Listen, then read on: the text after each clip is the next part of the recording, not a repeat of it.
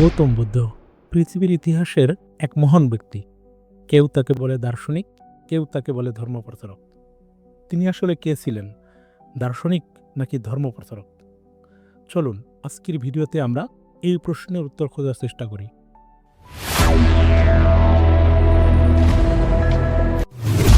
আজ থেকে প্রায় 563 খ্রিস্টপূর্বাব্দের কথা। মহামায়ের নামে এক সন্তান সমম নারী সন্তান লাভের জন্য পিতৃগৃহে যাচ্ছিলেন। তখন পথিমধ্যে লুম্বিনী নামক এক কুঞ্জবনে দুটি শালবৃক্ষের ছায়াতলে জগৎ আলোকিত করে একটি শিশুর জন্ম হয়। শিশুটির পিতার নাম ছিল শুদ্ধোধন। তিনি ছিলেন বর্তমান নেপালের হিমালয়ের পাদদেশে কপিলাবস্তু নামক এক রাজ্যের রাজা। জন্ম এবং রাশি গণনা করে শিশুটির নাম সিদ্ধার্থ রাখা হয়। তার সঙ্গে পারিবারিক উপাধি গৌতম যুক্ত করা হয়। তাই সিদ্ধার্থের আদি নাম ছিল সিদ্ধার্থ গৌতম। শৈশব থেকেই সিদ্ধার্থ ছিল উদাসীন এবং চিন্তামগ্ন। আমোদ প্রমোদে আকৃষ্ট না হয়ে তিনি নির্জনতাকে পছন্দ করতেন। সংসারের প্রতি মনোযোগী এবং আকৃষ্ট করার জন্য পিতা পুত্রকে যুবক বয়সেই যশোধরা নামক এক পরমা সুন্দরী কন্যার সাথে বিয়ে দেন এবং সব রকম আরামায়েশ ও ভোগবিলাসের ব্যবস্থা করেন। কিন্তু এই ভোগবিলাস সিদ্ধার্থকে দমিয়ে রাখতে পারেনি। একদিন নগর পরিভ্রমণকালে সিদ্ধার্থ দেখলেন এক জরাগ্রস্ত বৃদ্ধকে কুঁজো হয়ে ভেঙে পড়া শরীর নিয়ে হেঁটে যাচ্ছে। তখন তিনি সারথীকে জিজ্ঞেস করলেন, উনি কে, ওনার এই অবস্থা কেন? তখন সারথী বললেন, রাজকুমার, এটা জীবনে অবশ্যম্ভাবী সত্য, একে বার্ধক্য বলে। সবাইকে একদিন বার্ধক্য বরণ করতে হবে। শুনে সিদ্ধার্থ স্তম্ভিত হয়ে গেলেন। পরদিন নগর ভ্রমণকালে সিদ্ধার্থ রোগে জর্জরিত এক ব্যক্তিকে আর্তনাদ করতে দেখলেন।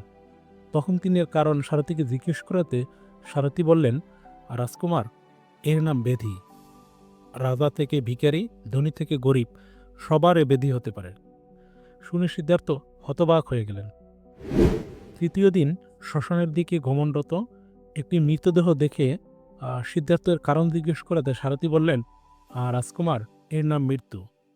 জন্মিলে মরিতে হবে, সকলেই মৃত্যুর অধীন।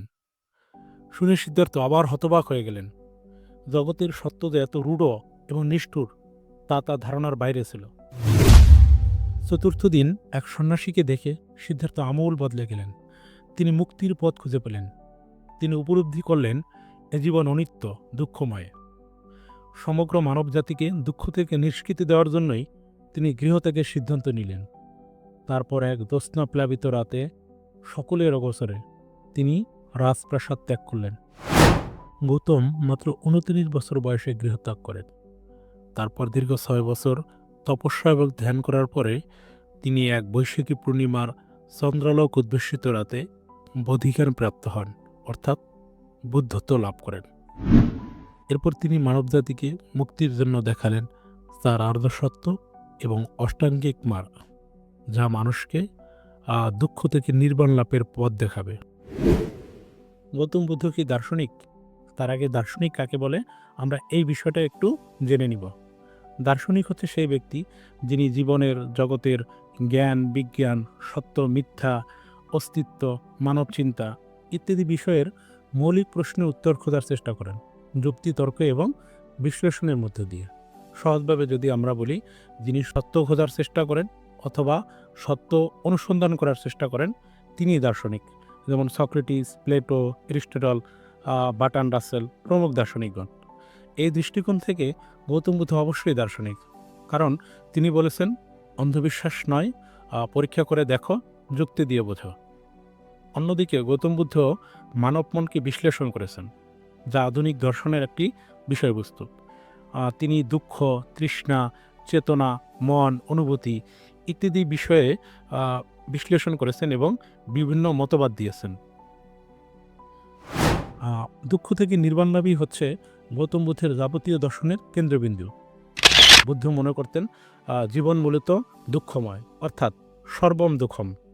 জন্ম দুঃখ, জরা দুঃখ, প্রিয় বিয়োগ দুঃখ, মরণ দুঃখ। এক কথায় আমাদের জীবন হচ্ছে দুঃখের আকর। কামনা, বাসনা, তৃষ্ণা, ভবতৃষ্ণা, বিভব তৃষ্ণা থেকে দুঃখের উৎপত্তি। সুখ হয়তো আছে, কিন্তু অনাবিল সুখ বলতে কিছু নেই। বুদ্ধের মতে জগতের সব কিছুই অনিত্য, যা কিছু অনিত্য তা আবার দুঃখময়। এই দুঃখ থেকে নির্বাণ লাভের জন্যই তিনি পথ দেখিয়েছেন। গৌতম বুদ্ধ ডায়ালেকটিক্যাল মতবাদের প্রবক্তা। ডায়ালেকটিক্স কথাটি এসেছে গ্রিক ডায়ালগ শব্দ থেকে, যার অর্থ তর্ক বা আলোচনা।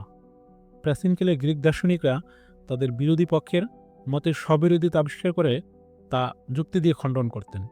এই কৌশলের নামই হচ্ছে ডায়ালেকটিক্যাল। পরবর্তীতে অনেক দার্শনিক মানুষের সমাজ জীবন এবং চিন্তাধারার ক্ষেত্রে এটি প্রয়োগ করেন। গ্রিকরা হেরাক্লিটাসকে এই মতবাদের প্রবক্তা বললেও এই মতবাদের প্রবক্তা হচ্ছে স্বয়ং গৌতম বুদ্ধ।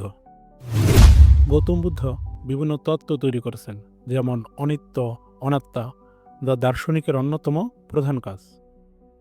বুদ্ধের মতে জগতে নিত্য, অবিনশ্বর, চিরস্থায়ী বলে কিছু নেই।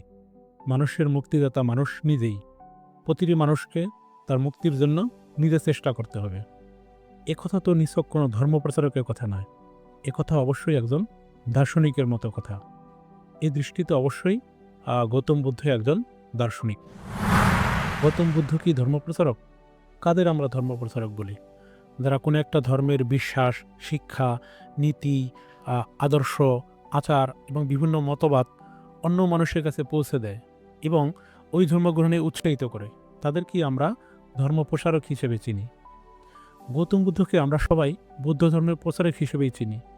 তবে ধর্মপ্রচারক হিসেবে তিনি ছিলেন ব্যতিক্রম, কারণ তিনি নির্দিষ্ট কোনো ঐশ্বরিক বাণী প্রচার করেননি। তিনি নিজের জীবনে অর্জিত জ্ঞানকেই প্রয়োগ করেছেন।